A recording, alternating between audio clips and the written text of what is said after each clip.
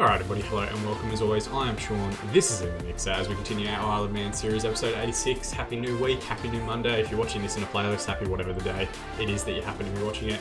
World's still a bit crazy at the minute, hope you're staying safe and healthy wherever you are. Season 2 in the Championship continues this week. You may remember, if you think back to last week's episode, I wanted to do like a bit of an FA Cup special this week. And then of course we got knocked out. I'll go through our results in a minute. You might be thinking, Sean, surely that upsets you and hurts you quite a bit. But you've got to remember, I'm dead inside already playing this game. This is probably the most negative intro I've ever done. Let's jump in and have a look at our results over the last couple of days.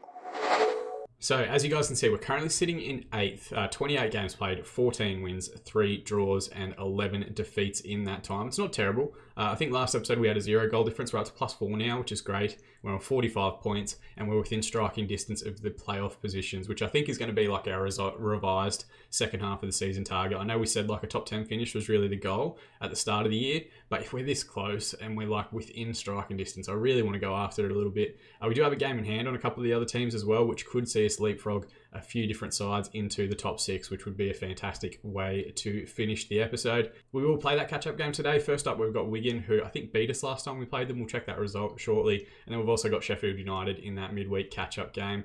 They're sitting in 5th spot. If we beat them, we will go above them. And given that quite a few of these teams have far superior goal differences, I think it's really important that we actually go on a good run of form here and start winning quite a few games by a couple of goal margins. We have taken steps in the right direction. Of course, in that last episode, we lost 3-2 to Blackburn, who are running away with the league a little bit at the moment after being 2-0 up, quite frustrating.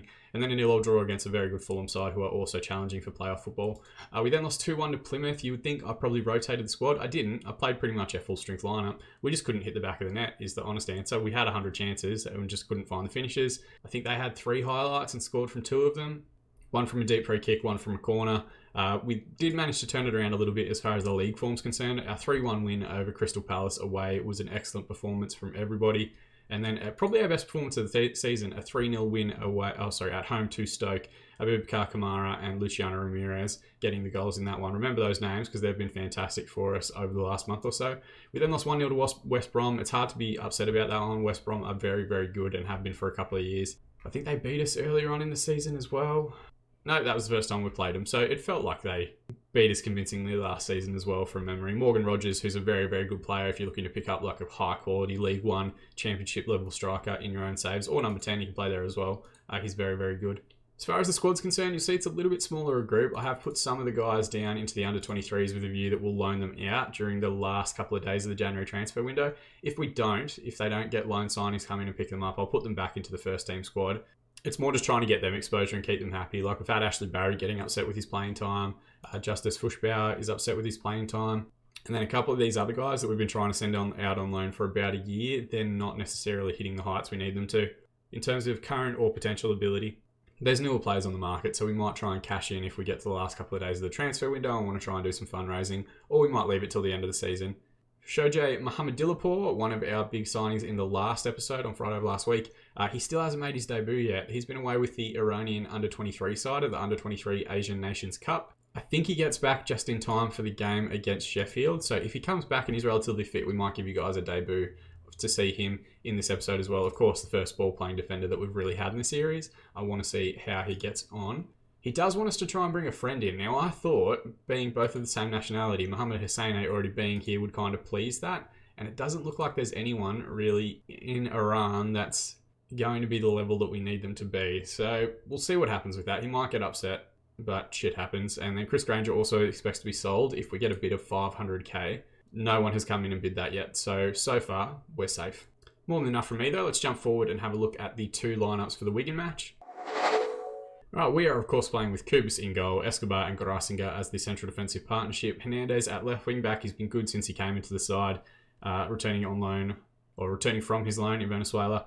Trueblood will play as a right wing back. We're trying to get him comfortable in that role. Still wants to be a complete wing back on support, but I think we can get him to be a wing back on defender before the end of the season. Hosseini will anchor midfield. He's still getting used to that role as well. Madrigal will play as the linking midfielder alongside him.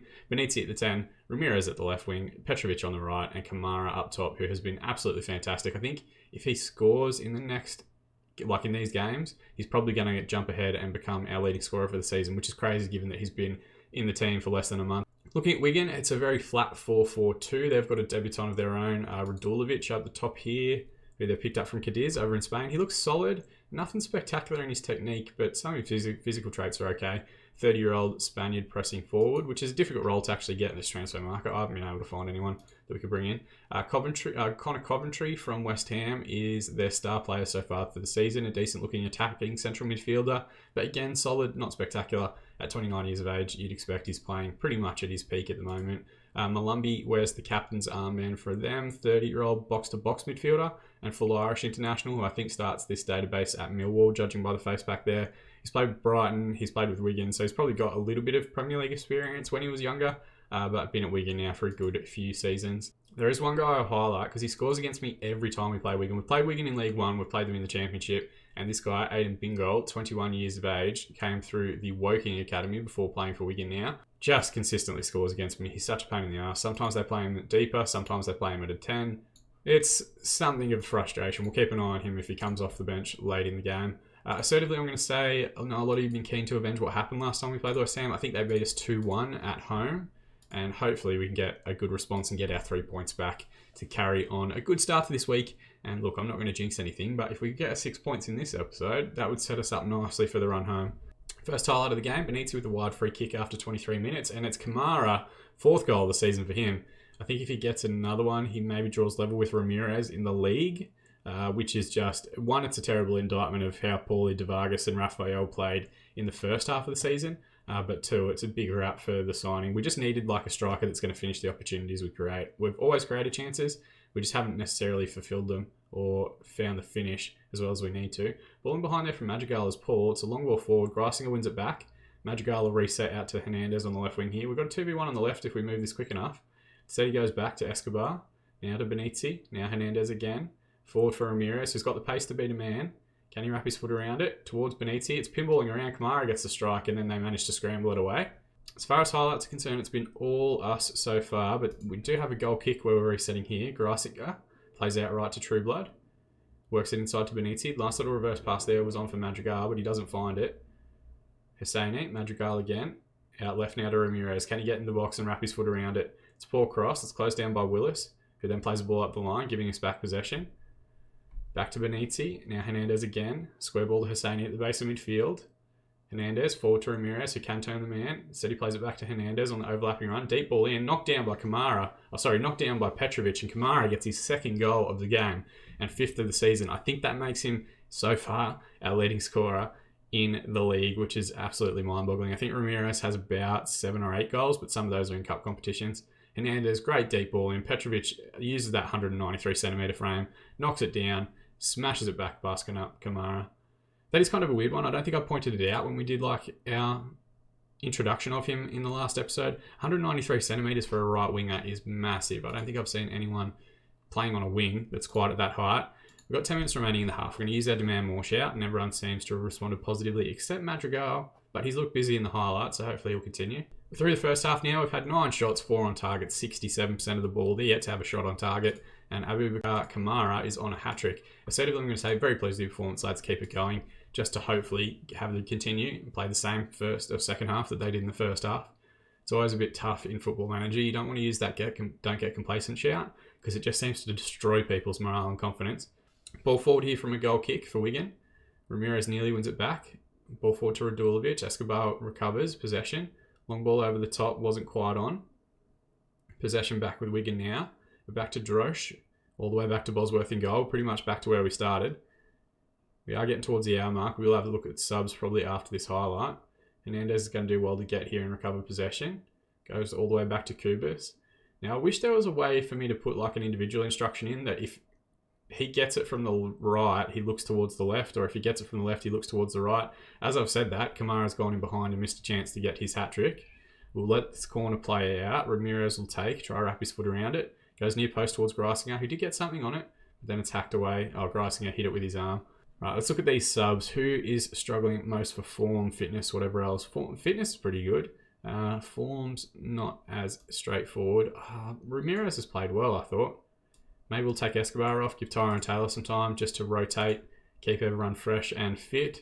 And they're also suggesting that maybe Husseini isn't having the strongest game. We'll bring on the Wolf just to shore things up in midfield. Assertively, we'll tell them we've got faith in them And let's also use our Get Creative shout. This is where we really need to start turning the screws a little bit and turn this +6 goal difference into like, +7 or 8. That'd be great. Hernandez deep ball in towards Petrovic. He loses out in the header. Aiden Bingo, who I spoke about in the build-up, is now on the pitch. Ball out left here to Puado, one of the other subs for Wigan, and his stride from distance is straight at Kubis. Wigan have made all 3 subs down. Petrovic has also picked up a yellow card. We might take him off for the last 10 minutes or so. We'll let this highlight play out. Bosworth with the long ball forward. Brought down by Ramirez. Looks for the switch towards Petrovic. Can he get the finish before he goes off? He can indeed. Second goal of the season for Goran Petrovic. Our January signing has been absolutely fantastic on that right-hand side. And it was a wonderful ball from Ramirez as well, to be fair. Bosworth straight out here. The right back's busy doing up his socks there. Ramirez just picks it up, knocks it over into the far corner. Petrovic has backed himself to get in beyond the defence. And it's a lovely finish on that right peg. Keeper maybe could have got a hand to it, but he found the bottom corner, which is the most you can ask for any of your strikers. And given he's on that yellow card, I might just take him off just to see through the rest of the game, not because he's done anything wrong. Last 10 minutes, we're also going to use our demand more shout. If we get another goal, I'll be very happy, but 3-0, if you had offered it to me before the game, I definitely would have taken it. Well, they've got a wide free kick here. It's backstick runners, and they've managed to find a consolation goal, Thierry Droche. I'm not sure who hit the initial header. If it's Aiden Bingo, I'll be furious. He just seems to be like a Ballon d'Or winner against this. It was Aiden Bingo getting on the end of that header there after one of our defenders missed it. Droche, first one to the rebound after Kubis made a good save. And our clean sheet is in tatters. Referee calls full time. We had 18 shots, 10 on target, 65% of the ball. Kamara with a double, probably the man of the match, an 8.8 match rating. 3-1, decent win. I'll take it. We just need 6 points rather than worrying too much about anything else. Assertively, a good win, boys. Well done. I just want to keep morale up as much as possible as we get through January. Quality of possession provides victory. Kamara gets the man of the match. And otherwise, like a relatively good professional performance from everybody. We'll give Kamara a bit of praise because his goal scoring form since he signed has been fantastic. And what we might also do is we might just give everybody a rest day who started the match. We've only got 4 days until the match against Sheffield. And I think tactically, we're also going to switch it up. We're going to be playing at home. So let's go attacking a little bit. Let's go after it and try and press our advantage. Magic of editing though, we're going to jump forward to that game now. Just like that, we're a few days further ahead. Only the one change for us. It's going to be a debut for Mohamed Dillapur. I'm probably going to butcher that pronunciation a whole bunch. Just go with me on it. If you look at the amount of syllables and letters in that name, I think you'd appreciate that's kind of a tricky one to fire off relatively quickly. And the other change is moving to our attacking structure. We're playing at home. I want to go after it a little bit. They're playing like a 4-4-1-1, so they're definitely dropping off quite a bit. They've got Nicholas Hansen, who I feel was American previously, but that's fine. Oh yeah, he was trained in America. So he was actually part of the Port Vale side that got relegated from the Championship into League One when we first came up into League One. He was in the Media Dream 11 then, a very good sweeper keeper for like kind of lower League One to Championship level football. Starts the database at Everton. He's a very, very good player. They got Salisu, their captain, at central defence here. He looks solid but not spectacular. Physically looks relatively decent, but not a whole lot else. And 43 caps for the Ghanaian national side. They picked up Timothy Fosu-Mensah at some point from Manchester United. His versatility, can play naturally as a centre-back, a defensive midfielder, a central midfielder, a right-back, just a wonderfully versatile squad player if you can pick him up for your own saves early on. And the other point about Sheffield is that they are interestingly managed by Gary Neville, who previously we've managed against when he was manager at Wigan back in League One. He's moved up the divisions. I think he got sacked at Wigan or he left at the end of his contract or something like that. I'm going to assertively tell everyone, I want you to pick up where we left off last time out. And we've usually had a pretty good run against Gary Neville managed sides, but, famous last words. Probably shouldn't have said that into the microphone because now I've just jinxed it. Wide free kick here, Benitez to take. Towards backstick, Petrovic was in there and good flick on header just beyond the far post. Through 30 minutes now without really any highlights. Of course, I open my mouth just as we get one. Escobar finds Hernandez. Back to Escobar again. I'm hoping this is us playing the ball forward and not just them smashing one in behind. Kamara's gotten goal side, top of the box. Can he find the finish? It's a good save from Hansen. Scrambled away by Yusuf, the centre-back there. Anything following on from that? We're going to demand more just for the last 10 minutes of the half. Wide free kick again. Benitez to take towards back post. Escobar was there and Madrigal was probably going in. And he's gone and flicked the header on just over the crossbar. Corner now. Ramirez to take. Late little flurry of highlights here. Escobar gets there first. Keeper was coming out. But Escobar managed to sneak in front. His third goal of the season, all of which I'm assuming are from corners and set-piece scenarios, gives us a 1-goal advantage going into half-time. Wonderful ball from Ramirez, puts it in a real dangerous area. The keeper comes, but Escobar managed to get not just in front of the goalkeeper, but the 5 defenders that were standing directly on top of the ball and flick that one on. Got another highlight here, Madrigal. It's a poor clearance. Mena will get the ball back and we'll see Sheffield come forward for the first time. Back to Goodwin, Watts. Now Machino, their number 10, looking to carry the ball forward. Just not a lot of willing runners in behind at the moment. Goodwin, Watts sends it out left now to Ashton. Got one man in the box, just stand him up, boys. Fucks, back to Mina. Now Goodwin, Watts. Strike from distance from Mina. Kubis with a good save, sends it out for the corner. They just didn't seem to have anyone that was willing to run in behind to try and get the goal there. So Machino wraps his foot around the ball. It's a poor corner. They want to go out for the goal kick, and the highlight comes to an end. Right, so at half-time, 9 shots, 4 on target, 58% possession. They did have that one highlight laid on, but otherwise I'm going to calmly say I'm happy with your performance so far. Keep it up. As things currently stand, based on other games around the league, we would move up to 4th spot on 51 points, level with Ipswich, but a good, 9 goals behind them in terms of goal difference. Salisu sends a ball down into the corner. Hosseini should get there first. Reverse pass to Mohamed Dilapur. First we've really seen from him. Long ball forward towards Kamara is cut out. Now Trueblood recovers possession in midfield. Back to Hosseini. Now Beniti. Work it out to the left-hand side, boys, if there's nothing on the right. Trueblood sends one into the channel. Kamara does very well to get in front of the defender and hold.